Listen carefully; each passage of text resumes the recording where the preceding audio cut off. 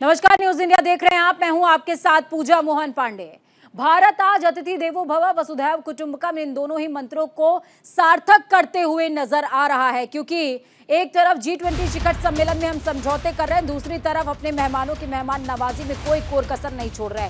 बड़ी खबर, ब्रिटेन के पीएम ऋषि सुनक अक्षरधाम मंदिर में मौजूद हैं। ऋषि सुनक की पत्नी भी अक्षता मूर्ति अक्षरधाम मंदिर में मौजूद हैं। मंदिर के बाहर कड़ी सुरक्षा व्यवस्था की गई है।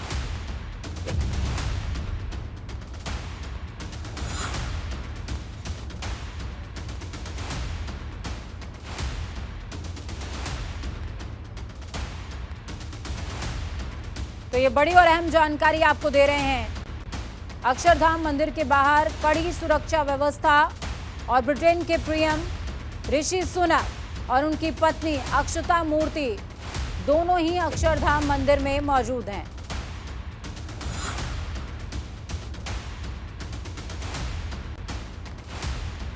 देखिए, दो तस्वीरें आपको दिखा रहे हैं जिस दौरान ऋषि सुनक भारत पहुंचे थे और भारत मंडपम के अंदर प्रधानमंत्री नरेंद्र मोदी ने उनका गर्मजोशी के साथ स्वागत किया था। एक तस्वीर वो है और दूसरी तस्वीर आज आप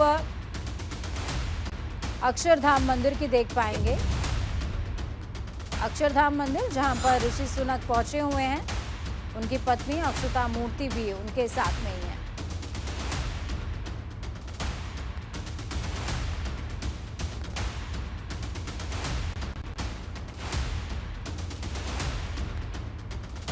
बड़ी खबर, अहम तस्वीरें। अब ये जो दूसरी तस्वीर आप देख पाएंगे, एक तरफ स्टिल आप अक्षरधाम की तस्वीरें देख रहे होंगे, दूसरी तरफ तस्वीरें चेंज हो रही हैं लगातार। और इन बदलती हुई तस्वीरों में आप देखेंगे कि किस तरीके से ऋषि सुनक के काफिले को अक्षरधाम की तरफ डाइवर्ट किया गया, जिसके बाद ऋषि सुनक अब अक्षरधाम मंदिर के अंदर ही मौजूद हैं। सुरक्षा के पुख्ता इंतजामात और ऋषि सुनक की पत्नी अक्षता मूर्ति भी उनके साथ ही हैं।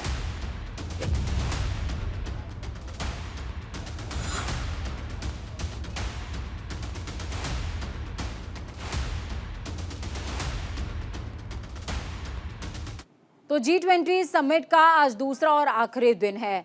आज का दिन बेहद खास। सुबह 8:15 बजे की अगर बात करें तो तमाम वैश्विक नेता राजघाट पहुंच जाएंगे। G20 के नेता राजघाट पर राष्ट्रपिता महात्मा गांधी यानी कि बापू को श्रद्धा सुमन अर्पित करेंगे। G20 के नेता सुबह 9:30 बजे सभी मेहमान भारत मंडपम पहुंचेंगे। सुबह 10:30 बजे की बात की जाए तो सम्मेलन के तीसरे सत्र का आगाज हो जाएगा। सम्मेलन का तीसरा सत्र वन फ्यूचर पर होने वाला है।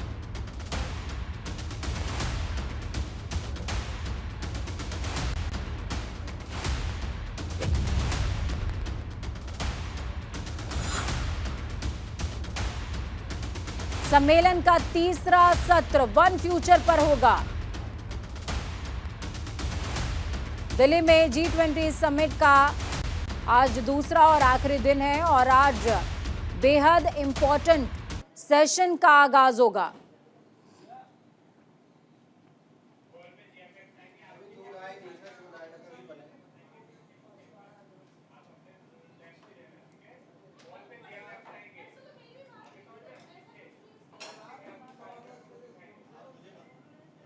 तो सम्मेलन का तीसरा सत्र वन फ्यूचर पर होने वाला है। इसी के साथ और क्या कुछ खास कार्यक्रम रहेंगे वो आपको ग्राफिक्स के जरिए बताते हैं।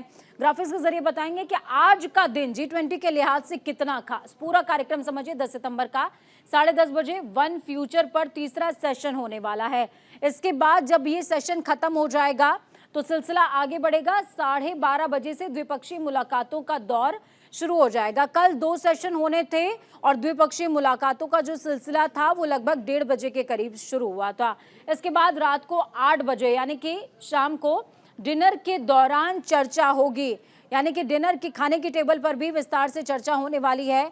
और 8:15 बजे यानी कि अब से कुछ ही मिनटों के बाद तमाम वैश्विक नेता महात्मा गांधी को श्रद्धा सुमन अर्पित करने के लिए राजघाट पहुंचेंगे।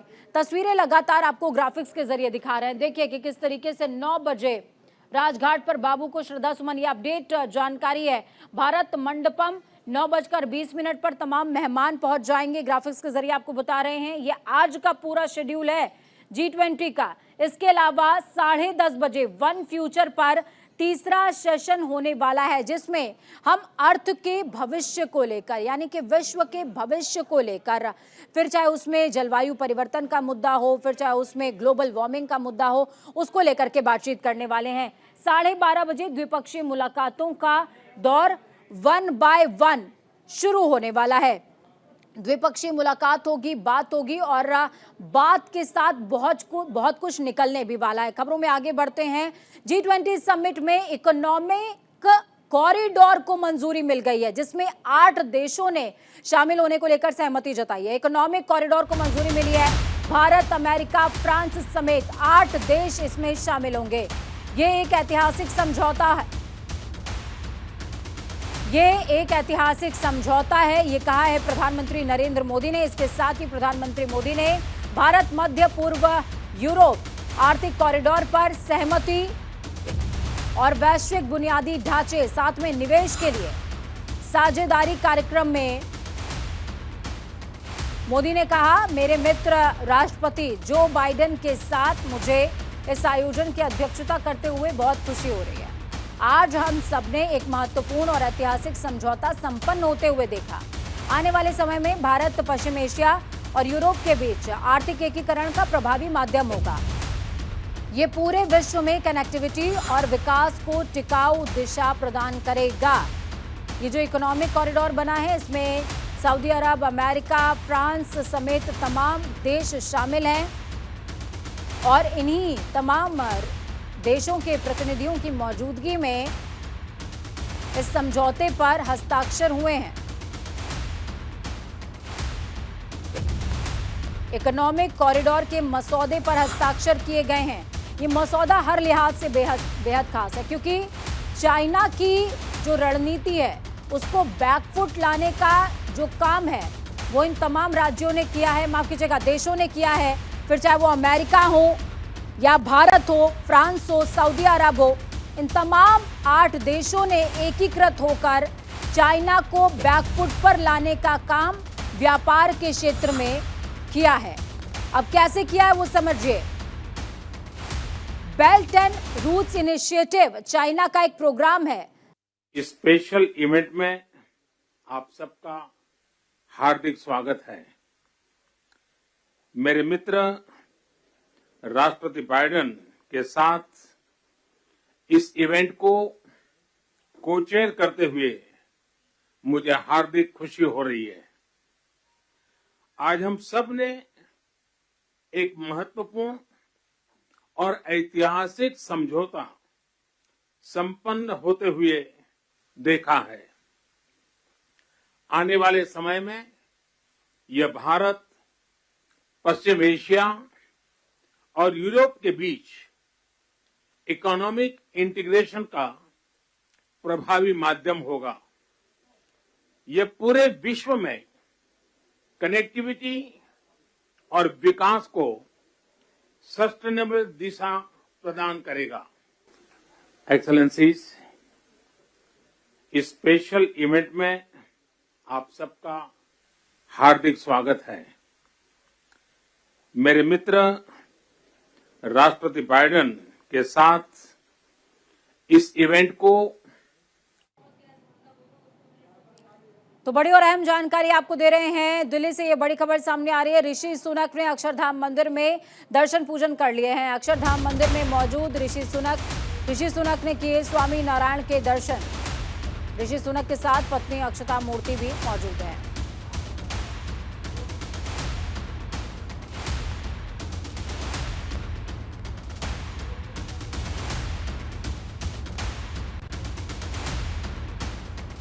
तो ऋषि सुनक के साथ उनकी पत्नी अक्षता मूर्ति मौजूद। ऋषि सुनक ने अक्षरधाम में स्वामी नारायण के दर्शन कर लिए हैं। आपने तस्वीरें भी देखी होंगी कि अब से कुछ देर पहले ऋषि सुनक का काफिला अक्षरधाम की तरफ मूव करता हुआ नजर आया था। और जब भारत भी पहुंचे थे ऋषि सुनक, उस दौरान उन्होंने कहा था कि मैं भारत पहुंचूंगा तो मैं मंदिर के दर्शन जरूर करना चाहता हूं। और ब्रिटेन के प्रधानमंत्री की इसी इच्छा का सम्मान करते हुए भारत ने तमाम इंतजामात किए।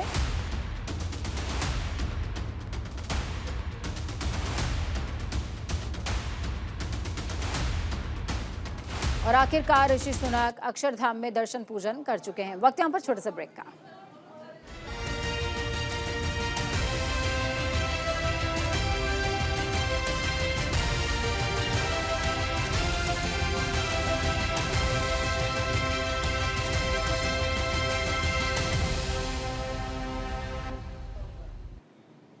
ब्रेक के बाद एक बार फिर से आप सभी का स्वागत है। G20 शिखर सम्मेलन के जरिए भारत ने पूरी दुनिया में अपना परचम लहरा दिया है। जहां एक तरफ पूरी दिल्ली ने दिल खोलकर अपने अतिथियों का स्वागत किया, तो वहीं भारत को इस सम्मेलन में एक बड़ी कामयाबी हासिल हुई, जहां इस प्रभावशाली समूह के सदस्य देशों ने नई दिल्ली लीडर्स समिट डिक्लेरेशन को सर्वसम्मति के साथ अपना लिया है। देखिए ये खास रिपोर्ट।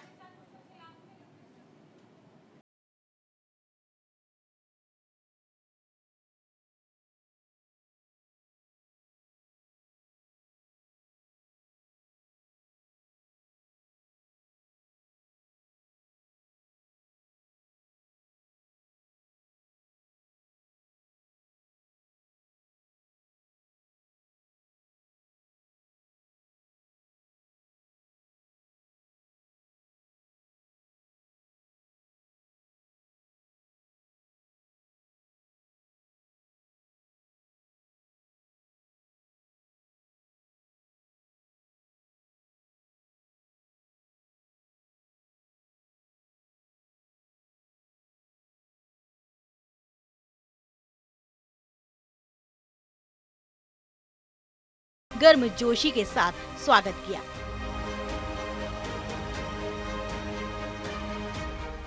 G20 समिट का आगाज हो चुका है। यह शिखर सम्मेलन 2 दिन यानी 9 और 10 सितंबर तक चलेगा। आज पहले दिन दुनिया की 20 प्रमुख अर्थव्यवस्थाओं के दिग्गज नेता एक साथ बैठे और वैश्विक मसलों पर मंथन किया। इस दौरान देश के प्रधानमंत्री नरेंद्र मोदी ने मोरक्को में आए भूकंप से हुई जनहानि पर दुख जाहिर किया। उन्होंने कहा, मेरी संवेदनाएं वहां के लोगों के साथ हैं। भूकंप से प्रभावित लोगों के प्रति मैं अपनी हार्दिक संवेदना प्रकट करना चाहता हूं। हम प्रार्थना करते हैं कि सभी इंजर्ड लोग शीघ्र स्वस्थ हो। इस कठिन समय में पूरा विश्व समुदाय मोरक्को के साथ है और हम उन्हें हर संभव सहायता पहुंचाने के लिए तैयार हैं। समिट के उद्घाटन सत्र में प्रधानमंत्री नरेंद्र मोदी ने अफ्रीकन यूनियन को G20 का परमानेंट मेंबर बनाने का प्रस्ताव रखा। बतौर अध्यक्ष पीएम मोदी ने जैसे ही इसे पारित किया, अफ्रीकन यूनियन के हेड अजाली असोमानी ने पीएम मोदी को गले लगा लिया। अफ्रीकन यूनियन को G20 में शामिल करने के लिए चीन और यूरोपियन यूनियन ने भी भारत का समर्थन किया। सबका साथ की भावना से ही भारत ने प्रस्ताव रखा था कि अफ्रीकन यूनियन को G20 की स्थायी सदस्यता दी जाए। मेरा विश्वास है कि इस प्रस्ताव पर हम सबकी सहमति है।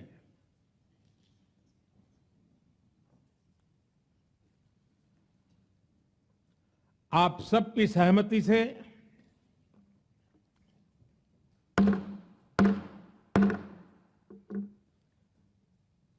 आगे की कार्रवाई शुरू करने से पहले मैं अफ्रीकन यूनियन के अध्यक्ष को G20 के स्थायी सदस्य के रूप में अपना स्थान ग्रहण करने के लिए आमंत्रित करता हूं।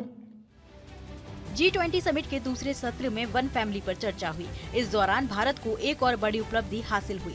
प्रधानमंत्री नरेंद्र मोदी ने इस सत्र में लीडर्स घोषणा पत्र का प्रस्ताव रखा था, जिसे मंजूरी मिल गई है। पीएम मोदी ने अध्यक्ष के तौर पर बताया कि उन्होंने सभी सदस्य देशों की सहमति से नई दिल्ली डिक्लेरेशन पारित कर दिया। मेरा प्रस्ताव है कि इस लीडर्स डिक्लेरेशन को भी एडॉप्ट किया जाए। मैं इस डिक्लेरेशन को एडॉप्ट करने की घोषणा करता हूं।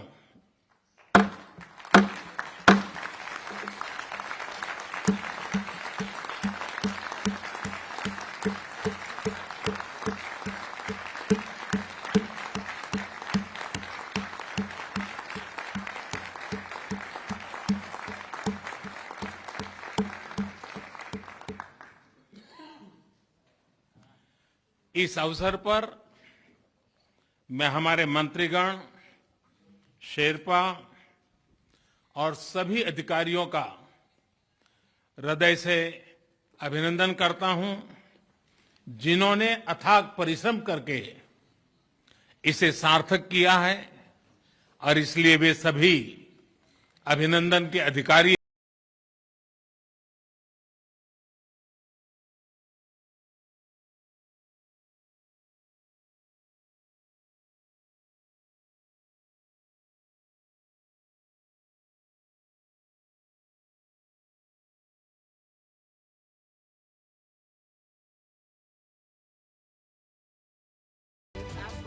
All G20 member states have come to New Delhi with a strong sense of responsibility about addressing the most pressing global challenges.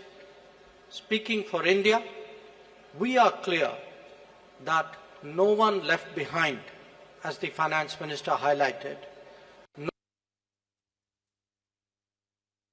तो G20 के पहले दिन भारत ने स्वर्णिम इतिहास रचने का काम किया है और आज दूसरा और अंतिम दिन है और संपूर्ण विश्व भारत की तरफ देख रहा है। वक्त छोटे से ब्रेक का। ब्रेक के उस पार खबरों का सफर लगातार जारी है। बने रहिए न्यूज इंडिया के साथ, क्योंकि हम हैं राष्ट्र की आवाज।